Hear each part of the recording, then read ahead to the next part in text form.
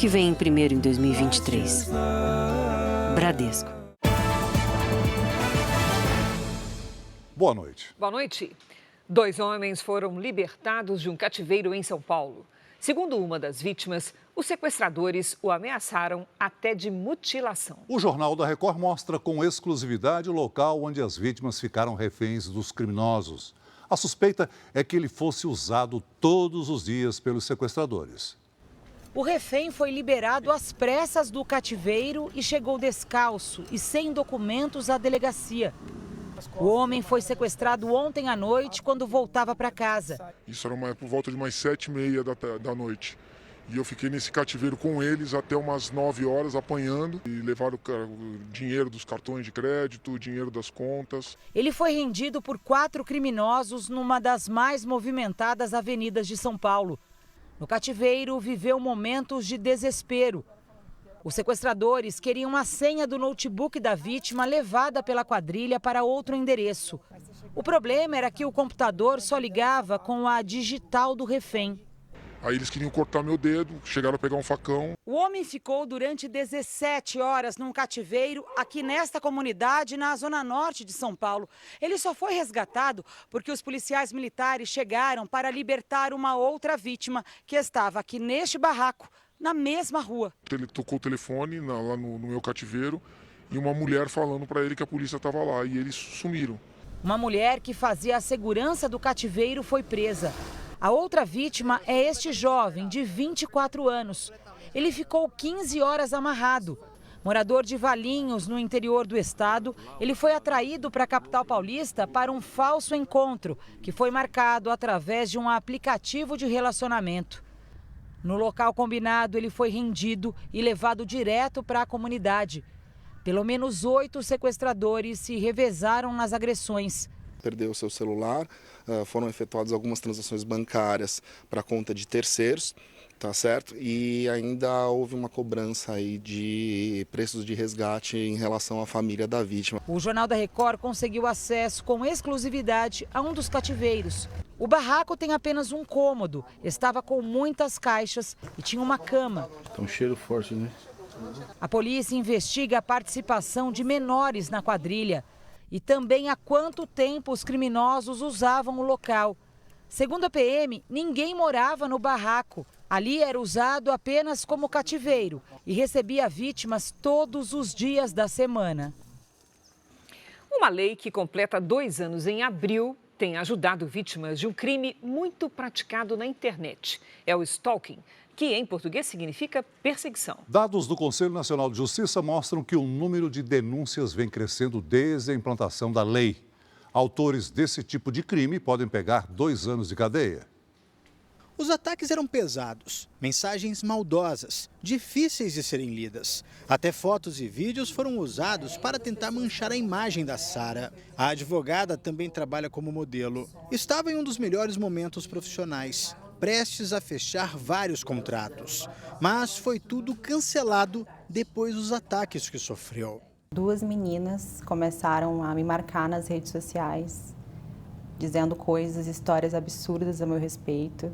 E outras pessoas começaram a comprar a ideia e virou um complô contra mim. Foram 10 dias de pesadelo, de terror. Sara ainda tenta se recuperar. Esse laudo psiquiátrico diz que depois do linchamento virtual, ela desenvolveu crises de ansiedade, insônia, pânico e hoje sofre de depressão. O caso foi levado à polícia, que conseguiu identificar 2 mulheres suspeitas de cometer os crimes. Elas foram intimadas e aguardam julgamento em liberdade. A internet está longe de ser uma terra sem lei, pelo contrário. Perseguir, difamar, ameaçar, inventar mentiras sobre alguém nas redes sociais é crime, assim como na vida real. E as vítimas estão cada vez mais informadas sobre os seus direitos e cobrando justiça. Prova disso é o número de denúncias, que tem crescido a cada ano. A lei do stalking, que significa perseguição, foi sancionada em 5 de abril de 2021. A pedido do Jornal da Record, o Conselho Nacional de Justiça reuniu dados de denúncia. No primeiro ano de lei, foram registradas mais de 2.000. Já em 2022, apenas nos 6 primeiros meses do ano, esse número mais que dobrou. Essa lei é muito positiva, especialmente no ambiente online, porque ela dá uma ferramenta a mais para que a vítima possa recorrer às delegacias e ao judiciário contra situações que antes ficavam meio nebulosas. E ela procura impedir que essas situações de perseguição se tornem situações de violência, situações de risco à vida da pessoa, até mesmo à integridade dela. Crime que, apesar de acontecer no cenário virtual, deixa graves sequelas na vida real. A gente sabe que no âmbito virtual é muito fácil pulverizar uma informação. E a partir do momento que isso é replicado inúmeras vezes, o dano para a vítima vai crescendo cada vez mais e isso pode fugir ao controle. Veja agora outros destaques do dia. Economia brasileira perde força no fim de 2022 e governo pressiona por queda dos juros. Primeiro pagamento do novo Bolsa Família será em 20 de março. Máscaras deixam de ser obrigatórias no transporte público de São Paulo. Mercado da família de Messi é atacado e craque é ameaçado por traficantes. Justiça manda intimar amigo de Robinho e inicia processo para que ele também possa cumprir pena no Brasil. Na série especial, o músico que toca violão com apenas uma das mãos e tem um talento fora do normal.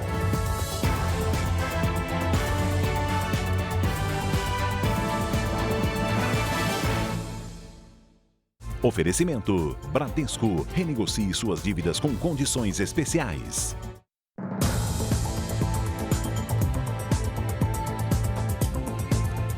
A cada minuto, 35 mulheres sofreram violência física ou sexual no país em 2022.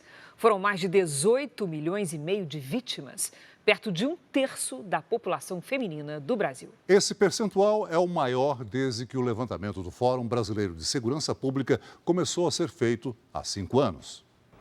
A cicatriz na mão causada por uma foice é marca de uma das inúmeras agressões que esta mulher de 28 anos sofreu do ex-marido quando ainda estava casada. Mãe de 3 filhas pequenas, ela conviveu com a violência física e sexual dentro de casa durante 3 anos. Ele era romântico, ele era carinhoso, cuidava bem das minhas filhas. Aí, do nada, de um dia para o outro, ele começou a ficar agressivo, colocava a faca no meu pescoço para me bater nelas. A minha mais velha tem a marca de fio nas pernas até hoje, porque ele fazia eu bater nelas. E se eu não batesse, tirava toda a minha roupa e me agredia na frente delas. Uma pesquisa do Fórum Brasileiro de Segurança Pública, divulgada hoje, mostra que mais de 18 milhões e meio de brasileiras sofreram algum tipo de violência física ou sexual em todo o país por parte do companheiro ou ex-companheiro. Foram 35 mulheres agredidas por minuto. Daria para lotar um estádio de futebol todos os dias. A pesquisa também traçou o perfil das vítimas. A maioria é negra, tem entre 16 e 24 anos e sofreu as agressões dentro de casa. Infelizmente, a violência contra a mulher, a gente costuma dizer que ela é muito democrática, no sentido de que mulheres de todas as classes sociais, de todas as etnias, elas sofrem. Mas, de fato, a gente tem um perfil que está numa situação de maior vulnerabilidade. São mulheres com baixa escolaridade, apenas ensino fundamental, pretas e pardas, então as mulheres negras, com filhos. A diretora executiva do Fórum Brasileiro de Segurança Pública defende a criação de um protocolo nacional de atendimento às vítimas. Que hoje não existe um protocolo nacional. Cada estado faz de um jeito. Então a gente precisa garantir que a mulher, não importa onde ela resida, ela seja acolhida de forma adequada na delegacia de polícia, pela polícia militar. E isso exige uma liderança também por parte do governo federal de assumir um protocolo nacional, de formar os profissionais da área para que eles sejam capazes de atender uma mulher em situação de violência. Esta manicure de 28 anos pediu à justiça uma medida protetiva contra o ex-companheiro e aguarda a expedição. Em 3 anos, ela viu a história de amor se transformar em um relacionamento abusivo. No começo ele era bem prestativo, era bem amigo, ele cuidava muito bem dos meus filhos. E aí foi quando eu descobri que ele era dependente químico. E aí, um belo dia, no meio de uma discussão, ele me deu um tapa. Uma história parecida com a de milhões de mulheres. É horrível, porque eu tento lutar para acreditar que eu não sou a culpada. Porque muitas vezes eu me sinto culpada de tudo que eu vivi. É dessa maneira que eu me sinto. A única coisa que eu desejo é que eu possa ser feliz e que meus filhos nunca passem por isso.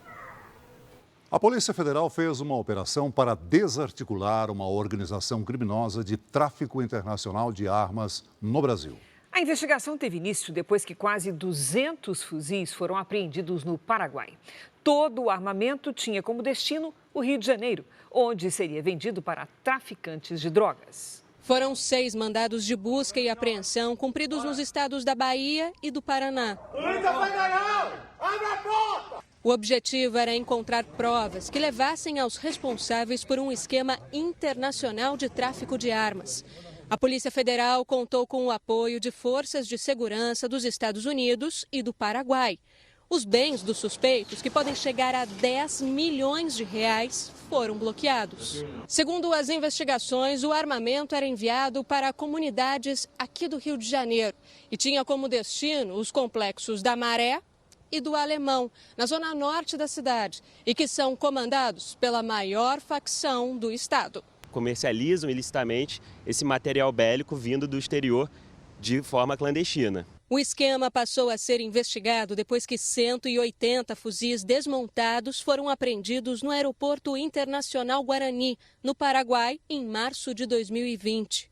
O arsenal estava escondido em um avião que partiu de Miami, nos Estados Unidos, com parada no aeroporto paraguaio, onde a carga foi descoberta.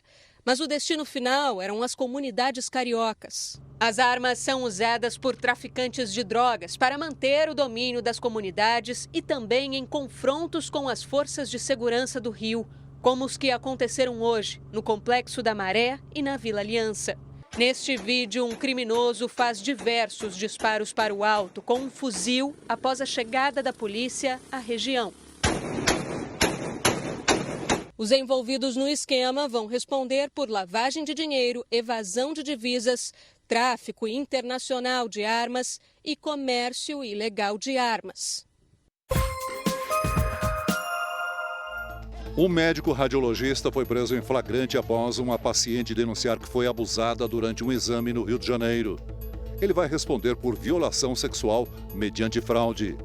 A direção da clínica lamentou o ocorrido e disse que foi um caso isolado. O médico já responde a outra acusação por assédio. A partir desta sexta-feira, o uso de máscara deixa de ser obrigatório em trens, metrô e ônibus do estado de São Paulo. Mesmo com o fim das restrições, o governo ainda recomenda o uso para quem é de algum grupo de risco para a Covid-19. A Prefeitura da capital paulista também retirou a obrigatoriedade no transporte. Pelo menos 2 casos de feminicídio foram registrados hoje em Brasília. Os corpos de Letícia Barbosa, de 29 anos, e Raiane Ferreira, de 18, foram encontrados em locais diferentes da capital. As duas teriam sido assassinadas pelos próprios companheiros. Equipes de resgate suspenderam as buscas pelo caseiro desaparecido em São Sebastião, litoral norte de São Paulo. Técnicos avaliaram que a instabilidade do solo pode colocar os bombeiros em risco. Aos poucos, as famílias que estavam em abrigos começam a ser levadas para hotéis e pousadas da região. É uma parceria entre o setor hoteleiro e o governo de São Paulo. Anthony tem 26 dias de vida, quase metade deles morando em um abrigo. A mãe, Josefa, perdeu a casa em Camburi e agora vai para uma pousada com os 3 filhos. Um alento em um momento difícil. Sou grata a Deus por estar com vida, entendeu? Agora, as vítimas desabrigadas estão sendo transferidas de 3 escolas da região do Saí que serviram de abrigo. Elas seguem para hotéis e pousadas do litoral norte. Um desses ônibus saiu cedo para levar mais de 20 pessoas para a capital paulista. De lá, seguem para o Rio Grande do Norte, estado de origem deste grupo de sobreviventes. Uma satisfação que a gente vê no rosto das pessoas estarem em locais adequados para um atendimento, com refeição, né? O café da manhã, almoço e jantar, ou seja, estando recebendo um tratamento digno aí nesse momento de dificuldade. Em Baleia Verde, os bombeiros suspenderam as buscas pelo caseiro Eliseu Alves Pedro por 48 horas por causa do solo instável que pode ceder a qualquer momento. Eliseu é a última pessoa desaparecida. Até agora foram registradas 65 mortes. Neste trecho do bairro de Juqueí, houve um deslizamento de terra que destruiu várias casas. Uma pessoa morreu. A família de Jaina mora há 30 anos por aqui. Ela conta que deixaria tudo para não viver novamente os momentos de desespero. Ninguém informou nada se era para sair da casa, se não. E nós estamos só no aguardo. Por mim, eu não estaria mais aqui, não. Passageiros do terminal Grajaú, na zona sul de São Paulo, denunciaram uma infestação de escorpiões no local. Os bichos que aparecem no balde teriam sido recolhidos ali. Em nota, a concessionária que administra o terminal confirmou a existência de escorpiões e afirmou que a área será detetizada. A Divisão de Vigilância de Zoonoses da Secretaria Municipal de Saúde informou que realizou ontem uma ação contra escorpiões no local. Subiu para 57 o número de mortes provocadas por uma colisão entre dois trens na Grécia. Hoje foi divulgada a imagem de uma câmera que gravou o acidente. O vídeo mostra a luz de um dos trens que está em movimento. Em seguida, um clarão se forma e é possível ver também fumaça. O primeiro-ministro da Grécia diz que a colisão aconteceu por erro humano. O chefe da estação da cidade onde houve o acidente foi preso e assumiu parcialmente a culpa. Hoje, o novo ministro dos Transportes tomou posse depois da renúncia do antecessor. Manifestantes foram às ruas para protestar contra o descaso do governo com o setor. Mais de 350 pessoas estavam nos vagões da composição que se chocou com um trem de carga na terça-feira. Morreu hoje o idoso que foi atropelado por um motorista de ônibus em São Paulo. Dalci Almeida Canguçu tinha 73 anos e estava internado desde domingo. Ele e o condutor discutiram por causa do uso da máscara facial. O motorista Samuel Carlos foi demitido e indiciado por homicídio doloso, quando se assume o risco de matar. Um homem condenado pelo assalto ao Banco Central em Fortaleza em 2005 voltou a ser preso. Adelino de Souza Neto foi flagrado com armas e munição em Brasília. A Câmara Municipal de Caxias do Sul, no Rio Grande do Sul, abriu o processo de cassação do mandato do vereador Sandro Fantinel, por unanimidade. Uma comissão tem 90 dias para tomar uma decisão. O parlamentar foi acusado de quebra de decoro após fazer declarações preconceituosas sobre trabalhadores baianos resgatados de vinícolas em situação semelhante à escravidão. Veja ainda hoje, Justiça avança na possibilidade de Robinho cumprir pena no Brasil. Governo lança o novo Bolsa Família. Benefício começa a ser pago em 20 de março. Após a divulgação do crescimento da economia, o governo volta a pressionar o Banco Central para que diminua a taxa de juros.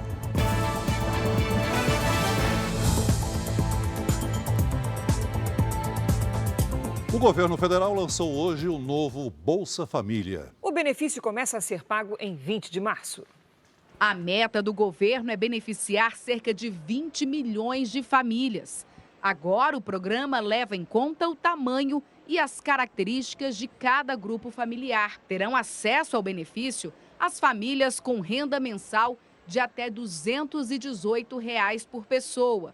O programa prevê pelo menos R$ 600 por família. R$ 150 a mais para cada criança de até 6 anos. R$ 50 adicionais para crianças e adolescentes que tenham entre 7 e 18 anos. E R$ 50 para gestantes. Para receber o benefício, é obrigatório estar com dados atualizados no Cadastro Único, comprovar a frequência escolar de crianças e adolescentes, estar com a carteira de vacinação atualizada e gestantes devem realizar o pré-natal. Durante o lançamento do novo Bolsa Família, o presidente Lula afirmou que para beneficiar a população que realmente precisa dos recursos, é preciso que o programa seja fiscalizado. Segundo o governo, dos 21 milhões e 800 mil beneficiários, ao menos 2,5 milhões recebem os recursos de forma indevida. 1 milhão e 500 mil pessoas que recebem o benefício devem ser excluídas do programa ainda este mês. O programa só dará certo se o cadastro permitir que o benefício chegue exatamente às mulheres, aos homens e às crianças que precisam desse dinheiro. Segundo o governo, a exclusão de quem não atende às exigências do programa vai permitir que pelo menos 700 mil novas famílias que estão na lista de espera sejam contempladas. Segundo o ministro Wellington Dias, 5,5 milhões de famílias unipessoais, ou seja, de apenas uma pessoa, estão com o cadastro sob investigação e podem ser retiradas do programa. Para estimular o emprego, o programa vai disponibilizar informações como idade, perfil de formação e experiências no mercado de trabalho dos beneficiários. O Ministério do Desenvolvimento e Assistência Social já tem conversas com setores como turismo, comércio, construção civil e redes de supermercados. Ninguém mais pode dizer que não assina a carteira por conta do Bolsa Família. Nós queremos estimular o emprego, queremos estimular o empreendedorismo, queremos ajudar quem ainda está lá a ter emprego e a ter as condições de ser um empreendedor ou empreendedora. O presidente Lula conversou hoje por meio de videoconferência com o colega ucraniano Volodymyr Zelensky. Em uma rede social, o brasileiro afirmou que tratou da guerra entre a Ucrânia e a Rússia e que o Brasil pode conversar com outros países que estejam dispostos a buscar a paz. Lula defende a integridade do território da Ucrânia e recebeu um convite para visitar o país. O mercado da família do jogador Lionel Messi foi alvo de 14 tiros em Rosário, na Argentina. Os criminosos deixaram uma mensagem e dizem: "Estamos esperando por você". O texto afirma ainda que um narcotraficante de nome Javkin não irá proteger o jogador. Messi nasceu em Rosário. Em um raro encontro na Suécia, o secretário de Estado americano Antony Blinken conversou com o ministro das Relações Exteriores da Rússia, Sergei Lavrov. Blinken reafirmou o apoio americano à Ucrânia e pediu o fim da guerra. Um documento divulgado pela ONU acusa a Nicarágua de cometer violações contra os direitos humanos que constituem crimes contra a humanidade. A Nicarágua é comandada pelo ditador de esquerda Daniel Ortega. Morreu aos 89 anos em Los Angeles o saxofonista e compositor de jazz Wayne Shorter. A causa da morte não foi divulgada. O músico venceu 12 prêmios Grammy. Veja na série especial a história do músico que toca violão com apenas uma das mãos. Presidente da Petrobras confirma que vai rever política de preços. Com retomada do setor de serviços, a economia brasileira cresceu 2,9% no ano passado.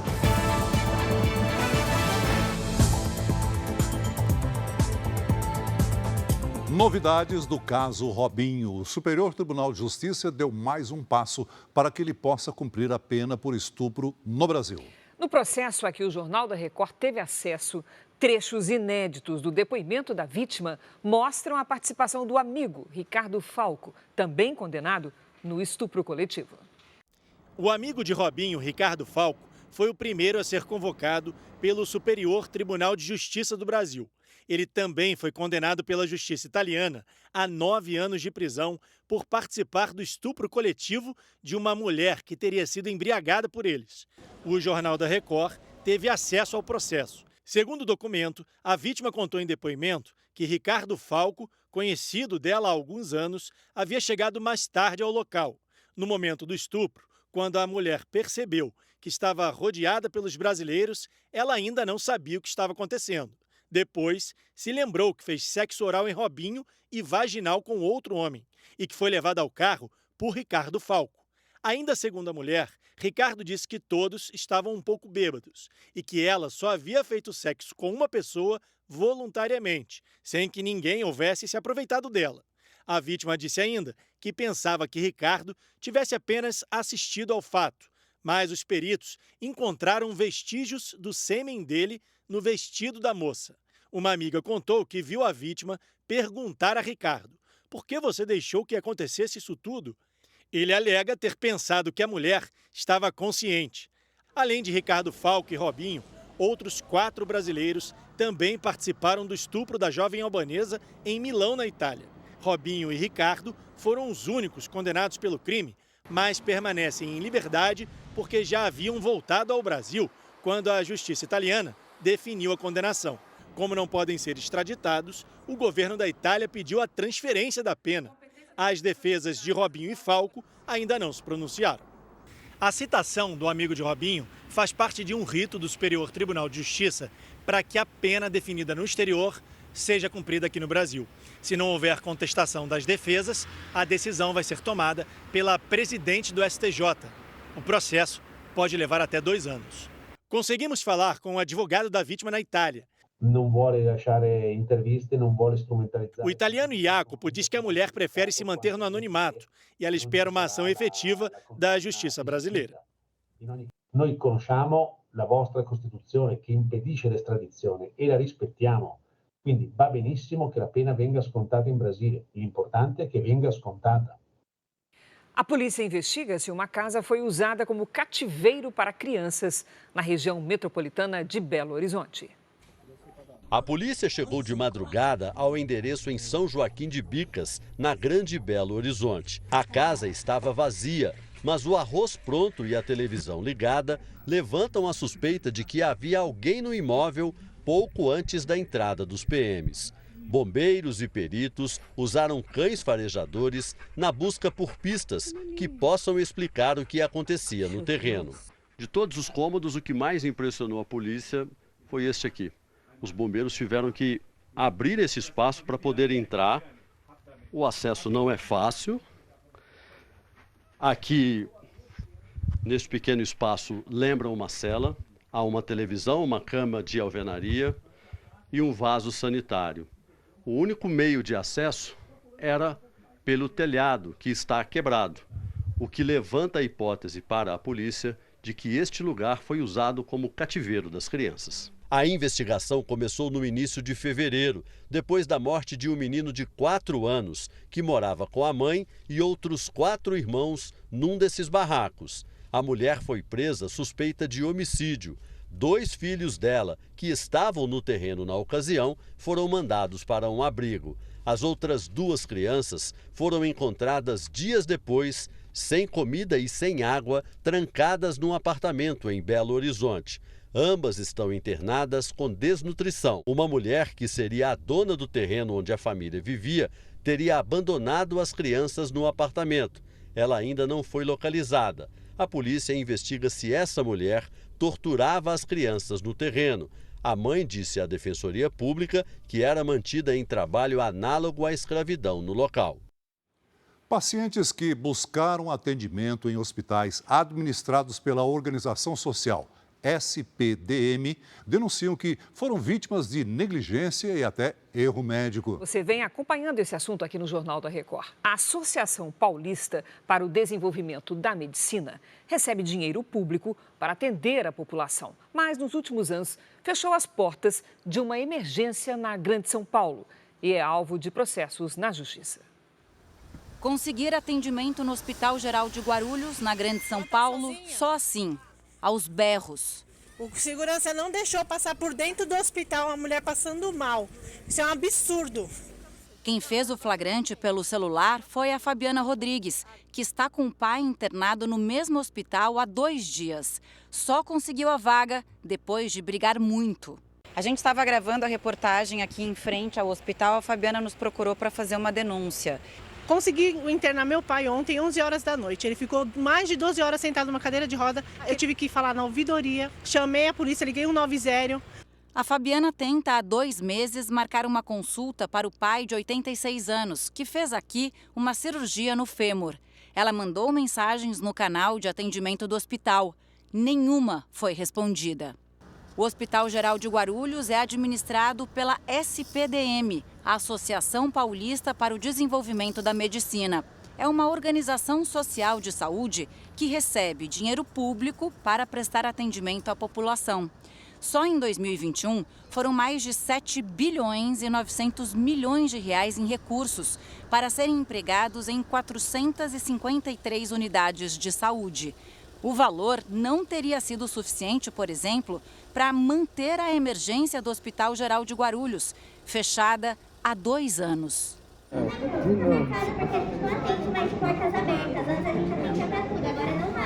Além do atendimento precário, a SPDM é citada em milhares de ações na Justiça. é o caso dessa outra Fabiana, que perdeu a visão e processa a SPDM por erro médico. A pessoa não faz mais nada. Depende do outro, né? Para poder sair. Ela passou por 3 cirurgias no Hospital São Paulo, também administrado pela SPDM. Ela procurou atendimento por causa de uma hemorragia no olho direito. Os médicos teriam constatado descolamento da retina nos 2 olhos. As cirurgias pioraram o quadro de saúde de Fabiana. Eu entrei lá, os meus olhos eram normais. Não tinha defeito. Eu não nasci assim. A SPDM disse que Fabiana Prado já chegou ao hospital com um quadro grave de diabetes e com descolamento da retina, e que os procedimentos feitos na paciente foram normais. Maiara também procurou a justiça e conseguiu provar que foi vítima de negligência. Ela foi atendida no Hospital Geral de Guarulhos, o primeiro mostrado aqui nessa reportagem. Maiara veio 3 dias seguidos aqui ao Hospital Geral de Guarulhos com fortes dores. Em todas as situações, foi medicada e mandada de volta para casa.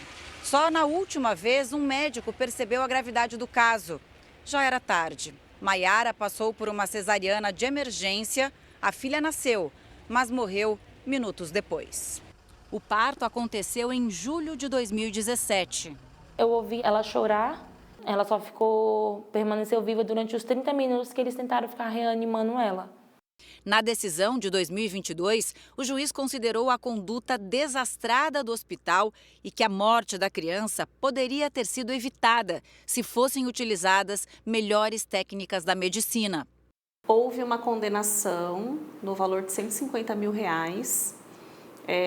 A SPDM recorreu, mas a Justiça entendeu, tanto em primeira instância quanto em segunda, que o valor não era exorbitante. Em nota enviada à Record TV, a SPDM informou que agiu como recomenda a conduta médica no caso da paciente Maiara. Mas, 6 anos depois de perder a filha recém-nascida, o argumento da SPDM ainda não convence Maiara. Se eles tivessem me dado a assistência do início até o final, poderia ser que a minha filha estaria aqui hoje. A SPDM, a Associação Paulista para o Desenvolvimento da Medicina, diz que a paciente mostrada no início da reportagem e impedida de entrar pela porta da frente da unidade foi levada para o pronto-socorro e que o segurança, que estava de plantão, foi advertido. Já sobre o paciente Cláudio Fuloni, a instituição nega a demora no atendimento e diz que ele segue internado e deverá passar por uma cirurgia nesta sexta-feira. Disse ainda que os canais de comunicação funcionam normalmente.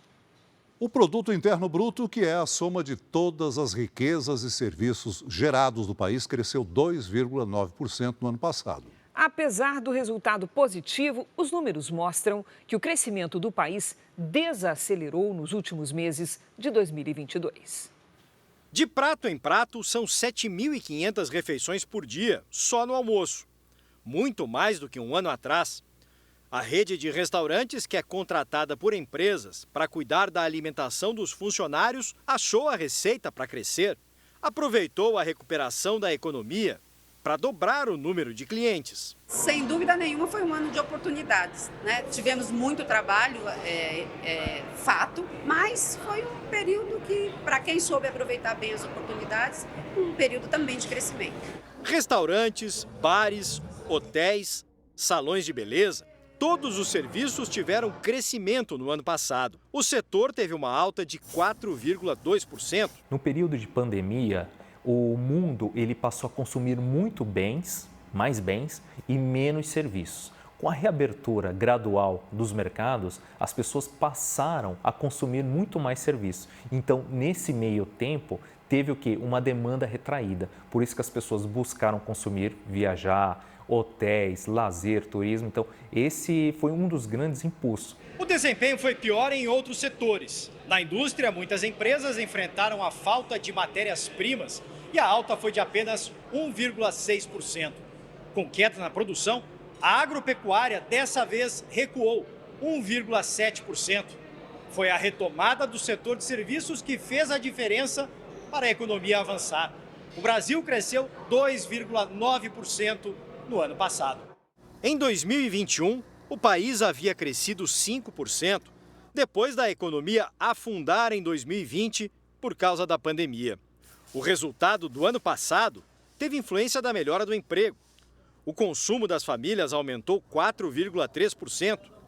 Mas o economista alerta que essa recuperação perdeu força no final do ano. O quarto trimestre foi pior do que o anterior. Em 2023, o país deve crescer menos. Toda a questão econômica mundial de inflação alta, quebra nas cadeias de produção, problemas de oferta no setor produtivo do mundo inteiro, inflação resistente e taxa de juros alta, isso tudo contribui para o enfraquecimento da economia, para o enfraquecimento do PIB. A repercussão do resultado do PIB foi imediata em Brasília. O ministro da Fazenda, Fernando Haddad, defendeu que os juros devem cair para a economia retomar o crescimento. Tudo que nós vamos fazendo agora é reverter esse quadro para que, com a eventual queda da taxa de juros, o Brasil possa retomar uma curva ascendente. A ministra do Planejamento, Simone Tebet, considerou o resultado do PIB uma notícia boa, mas também usou o momento para cobrar a redução dos juros. A ministra afirmou que o governo tem aberto diálogo com o Banco Central e que espera um gesto positivo da instituição que define a taxa básica de juros, a Selic. O Banco Central é independente. Por isso, a decisão sobre os juros não é do governo. O presidente Lula defendeu a necessidade de investimentos públicos. A economia brasileira não cresceu a nada o ano passado.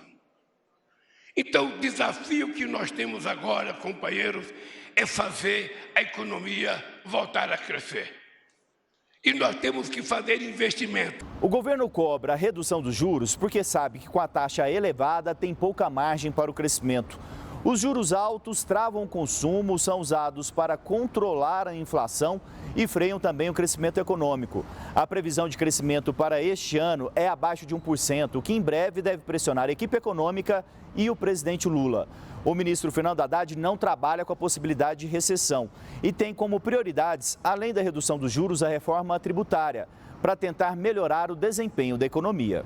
O problema é que as discussões da reforma tributária ainda engatinham no Congresso. Foi criado um grupo de trabalho na Câmara dos Deputados para debater a simplificação de impostos, mas não existe consenso. Os municípios, por exemplo, não aceitam perder recursos.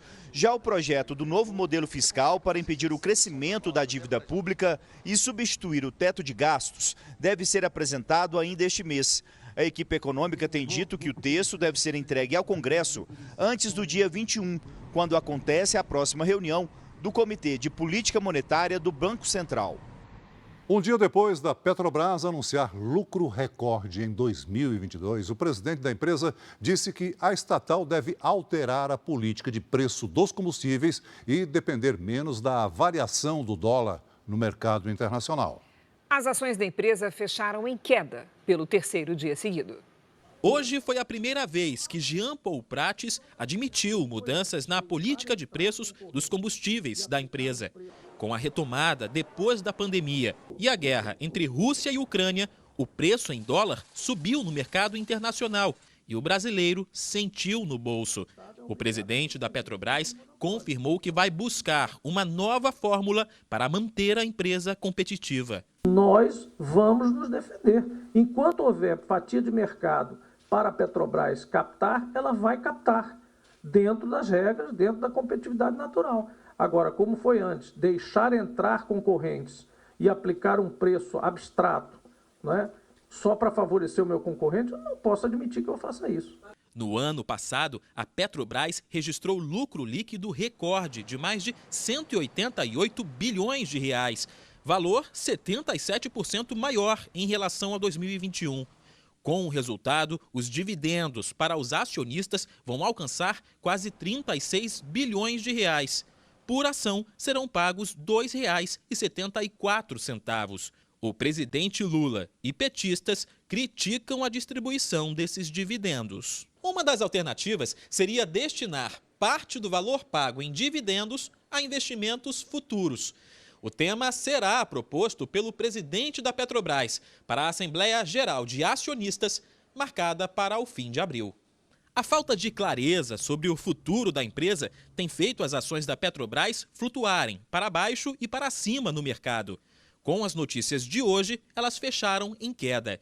Na entrevista, Jean Paul Prates também disse que o atual governo não intervém na empresa. Ao mesmo tempo, deixou claro que não vai se opor à lista de indicados ao Conselho de Administração da estatal, por parte do governo. Eu não me sinto absolutamente afetado por nenhuma dessas escolhas. Quem vier será membro do Conselho de Administração e será respeitado como tal por mim e por toda a empresa. Eu sou lá um dos nomes. Como é que eu posso me colocar contra ou fazer qualquer comentário mais profundo em relação a isso? A escolha é do governo. Eu sou Petrobras. Em entrevista a Luiz Fara Monteiro, o ministro das Relações Institucionais, Alexandre Padilha, falou que o lucro da Petrobras tem que ser investido no Brasil. Teve uma distribuição de dividendos que é para os seus acionistas, ou seja, quem tem ação lá na Bolsa de Nova York. 200 bilhões de reais foram distribuídos. A Petrobras tem que ter lucro, é muito importante que ela seja fortalecida. Mas esse lucro, ao invés de ir para o acionista lá em Nova York, ele tem que gerar emprego, expansão da refinaria aqui, expansão da forma de distribuição dos produtos da Petrobras, investimento em inovação tecnológica, fazer com que essa empresa que lucre gere isso, uma transformação, aquilo que a gente chama da nossa matriz energética. Cada vez mais precisa pegar esse lucro e investir em novas formas de energia, energias renováveis que protegem o meio ambiente, que é aquilo que o mundo espera de um país como o Brasil. Outros trechos da entrevista do ministro das Relações Institucionais, Alexandre Padilha, você confere na Record News e na edição da 00:30 do Jornal da Record. Integrantes do Movimento dos Trabalhadores Rurais Sem Terra invadiram 3 fazendas da empresa Suzano, de papel e celulose, no sul da Bahia. A Justiça já determinou a reintegração de posse. O MST alega que a invasão foi motivada pelo descumprimento de um acordo firmado pela empresa há 10 anos. As primeiras informações são de que cerca de 1.500 pessoas participam da invasão. A Suzano afirmou que cumpre todas as legislações aplicadas às regiões onde atua. E hoje o ministro do Desenvolvimento Agrário, Paulo Teixeira, disse que o governo vai mediar a negociação para a retirada dos invasores. O volume de chuva dos últimos dias reduziu o número de queimadas pelo Brasil. Então, vamos conversar com a Lidiane Sayuri para saber se esse cenário pode mudar com a previsão de menos chuvas em março. Oi, Lid, boa noite. Como é que vai ser? Vai mudar sim, viu, Cris? Boa noite para você, Celso. Boa noite. Boa noite a todos aí de casa. Os estados do Acre, de Mato Grosso do Sul e do Paraná reduziram em mais de 45% os focos de queimada. Agora, durante o mês de março, a circulação de ventos vai levar a umidade para o Nordeste. Com menos chuva, os focos de queimada surgem com mais facilidade. Neste momento, as nuvens de chuva se concentram no extremo norte do Brasil e também sobre os estados do Paraná e de Mato Grosso do Sul. Nesta sexta, as pancadas de chuva ocorrem especialmente à tarde e atingem a maior parte do Brasil. O risco de temporais é maior no oeste do Rio Grande do Sul, de Santa Catarina e do Paraná. Em Florianópolis, máxima de 29 graus. No Rio de Janeiro e em Cuiabá, 35. Em Manaus e Aracaju, 32. Em Fortaleza e em Rio Branco, até 33. Atenção nas capitais. Em Porto Alegre, a Defesa Civil do Estado alerta para o risco de chuvas intensas entre sexta e domingo. Em Belo Horizonte, tempo seco e baixa umidade do ar. Em Fortaleza, chove o dia todo e há risco de alagamentos. Em São Paulo, a chuva forte de verão pode causar alagamentos também. O Tempo Delivery de hoje é do Volney e a Tânia. Eles são de Capão da Canoa, lá no Rio Grande do Sul. Opa, vamos lá. Oi, casal. O alerta de temporais vale para o litoral do Rio Grande do Sul também, viu? A chuva aumenta amanhã à tarde. Nesta sexta faz até 28 graus. No fim de semana, máximas entre 27 e 25. Peça também Tempo Delivery pelas redes sociais com a hashtag #VocêNoJR. Cris, Celso. Obrigada, Lidy. Amanhã, Lidy. Há 27 anos, um acidente aéreo encerrava uma trajetória meteórica de uma banda que vendeu milhões de discos no Brasil.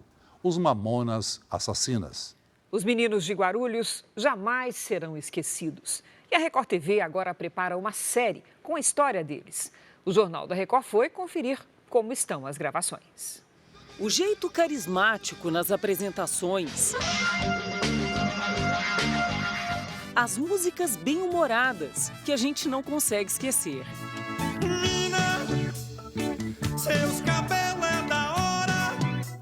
Esses eram os Mamonas Assassinas, que nos deixaram tão depressa, no auge.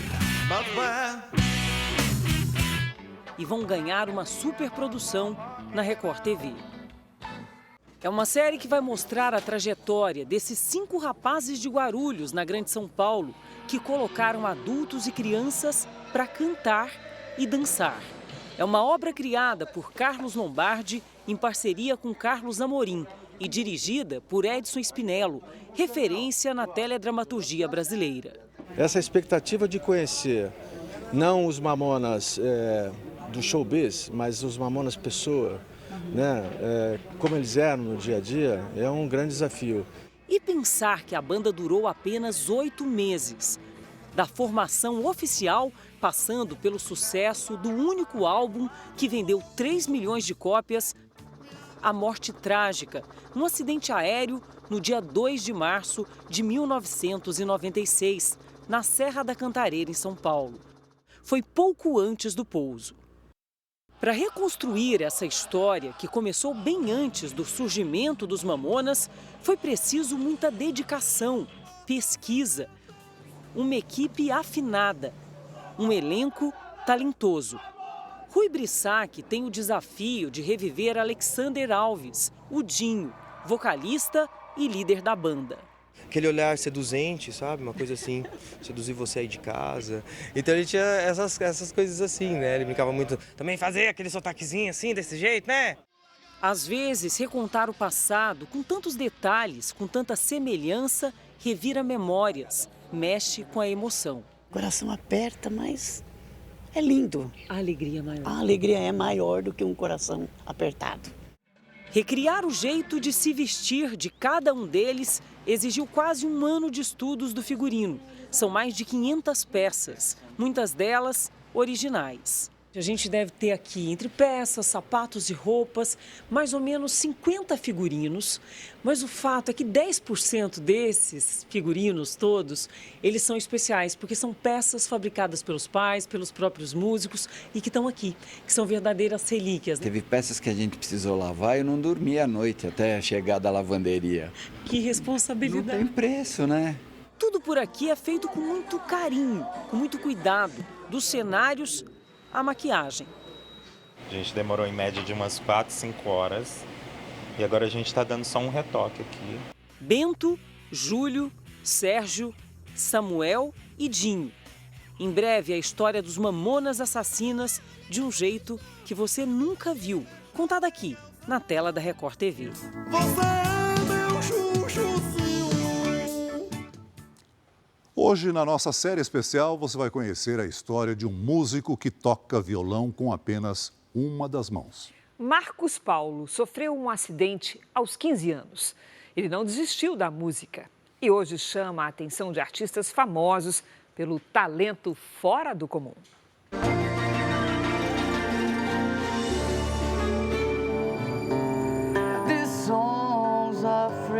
Resiliência em meio ao caos. A gente perde alguma coisa importante, mas a gente tem que saber seguir o caminho, né, cara? A vida não para, né? A vontade de querer, acreditar a todo custo. É meu sonho ser músico, eu coloquei isso na minha cabeça e não seria uma mão esquerda que ia me impedir de chegar nesse sonho. Emancipation self from mental stability. Sonho que ele realiza todos os dias nas ruas de Florianópolis. Que bom que você veio, cara. Sou teu fã, hein, moço? Tocando com uma mão, você é doido. Se eu aprender um pouquinho agora, já tô feliz. Vamos entrar aí. Eu já tava até esperando você chegar pra gente ir lá pro centro lá tocar. Você fica de que horas a que horas lá? Cara, eu fico geralmente às 3 horas. Marcos Paulo, 31 anos. Aos 15 perdeu a mão esquerda em um acidente. Fui brincar com essa pólvora, sabe? Achamos um saco de cimento no fundo de casa. Aí eu botei a pólvora nesse saco de cimento, acendi, explodiu, a mão saiu instantaneamente. Foram meses de uma dolorosa recuperação. Foi bem difícil, mas eu trago comigo do acidente do Marcos Paulo a superação dele. Porque mesmo quando voltou do hospital com aquele trauma, né, toda a situação da perca da mão, ele nunca reclamou. Ele nunca falou, coitado de mim, eu perdi minha mão e tudo, não, nunca. Marcos, baterista desde a infância, tinha o violão como o segundo instrumento. Depois do acidente, ele só tinha um propósito. Era voltar a tocar algum tipo de instrumento. Quando eu vi assim, que soltou uma notinha no violão, assim, que saiu aquele acorde, cara, nossa, eu até emocionei. Ele desenvolveu um jeito próprio de tocar. Para tirar o som, Marcos bate os dedos com força nas cordas do braço do violão. Acaba sendo tão automático que eu só vejo quando termina, né, cara? Que eu tô ali ralando ali pra fazer as notas acontecerem e eu só tô prestando atenção na música. Quando eu termino de tocar que eu vejo o que aconteceu ali ao meu redor, né? É em casa que ele recebe o grande incentivo para chegar a esse nível musical. Às vezes ele ficava desmotivado. Será que eu tô indo pelo caminho certo? Será que esse jeito que eu toco é o que vai surpreender as pessoas, né? Vai conquistar as pessoas, vai tocar no coração das pessoas? Eu falei, continua, é bonito o teu som, é incrível assim o modo que ele toca, né? E continua, não desiste, mantenha a constância. O dia do Marcos começa cedo. É mais ou menos 1 hora de ônibus até a região central de Florianópolis. Valeu, motora, obrigado, hein? Depois de pegar o restante dos instrumentos em um depósito, ele ainda caminha alguns metros até chegar ao ponto ideal do calçadão. Não demora muito e a música chama a atenção de quem passa.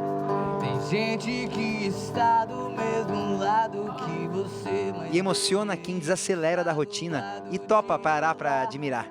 E é desse desacelerar que o Marcos tira o próprio sustento. Tem gente que não sabe amar.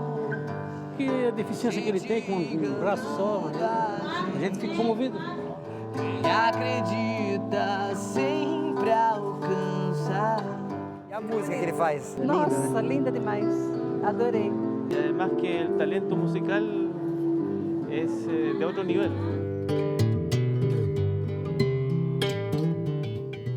Fãs nas ruas, fãs na internet. O talento é tanto que os vídeos viralizaram e chamaram a atenção de muita gente famosa. Humberto Gessinger, do Engenheiros do Havaí. Nando Reis comentou, uma galera compartilhou. Eu fico imaginando assim, né, cara, tantas vezes que eu tentei sonhar com essa parada de música e ter atingido uma maneira tão simples, né, cara, que é com o violão e a voz, saca? Estranho seria se eu não me apaixonasse por você. Só em uma plataforma foram mais de 3 milhões de visualizações. Essa maneira que eu tô vivendo hoje, ela é surpreendente até pra mim, porque eu não esperava estar vivendo isso e tocando dessa maneira. E tudo isso só foi possível porque ele sempre acreditou. Cara, a vida é 100% mente, cara. Acredito que a pessoa que tem a mente, a pessoa consegue ter uma visão mais ampla das situações, consegue ter uma vida mais intensa, uma vida melhor. Mais de 15 anos depois, ele não se ressente do que sofreu. Pelo contrário.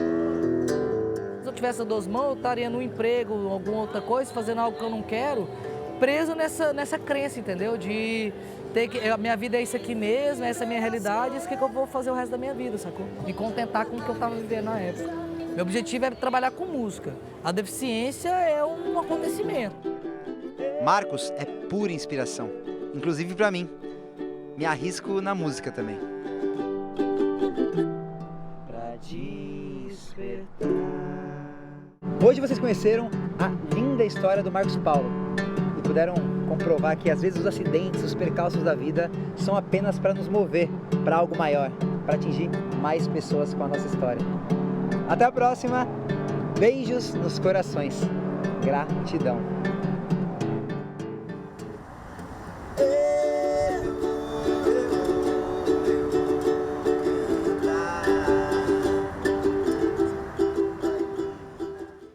Essa edição termina aqui e à 00:30 tem mais Jornal da Record. Você fica agora com a novela Jesus e logo depois de Vidas em Jogo tem Repórter Record Investigação. Hoje com o tema Escravos do Carvão. Ótima noite para você. Boa noite.